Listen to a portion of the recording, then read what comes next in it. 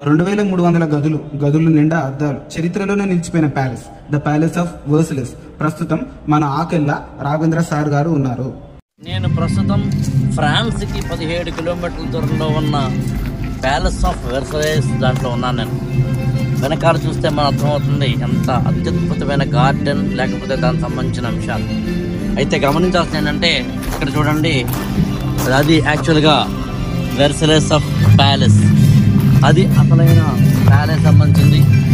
ఆధునిక ప్రపంచ చరిత్రలో అత్యంత కీలకమైన ఘట్టమైన ఫ్రెంచ్ రెవల్యూషన్ అనేది 1789లో జరిగిన దానికి సాక్షీభూతంగా నిలిచిన ప్యాలెస్ అది. ఎక్కడైతే రాజులు, చక్రవర్తులు, ధనవంతులు చాలా విలాసవంతమైన జీవితాన్ని అనుభవిస్తూ తీరా చూస్తే పేద ప్రజలకి మాత్రము తినడానికి కూడా తిండి లేని ఒకనొక పరిస్థితుల్లోకి నెట్టేసినప్పుడు ఇలాంటి ఒక ప్యాలెస్లో ఉన్న వారి మీద ఎలాంటి దాడులు జరుగుతాయనే ఆధునిక ప్రపంచ చరిత్రకు సాక్షీభూతంగా ఈ ఫ్రెంచ్ రెవల్యూషన్ అనేది కనిపిస్తుంది. ఇక్కడే జరిగింది.